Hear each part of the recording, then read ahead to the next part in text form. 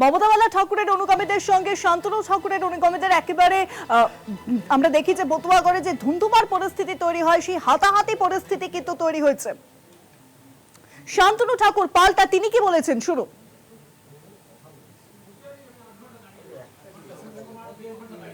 একদল মমতা বালার হুলিগ্যান যারা প্লাকার্ড নিয়ে, অস্ত্র নিয়ে অকথ্য ভাষায় এখানে এসে গালিগালাজ করছে, যে গালিগালাজ করার জন্য আমাদের যারা মতুয়া ভক্তরা এখানে ছিল তারা প্রোটেস্ট করেছে, তাতে তারা আরও বেশি সুর চড়িয়েছে।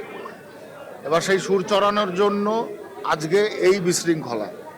আমি একটা কথা জানতে চাই যে মমতা বালাকে এত বড় সাহস দিল কে, যে শান্তনু ঠাকুরের বাড়ির সামনে হুলিগ্যান পাঠিয়ে গুন্ডারাজ চালানো? আমরা আইনত ব্যবস্থা নেব।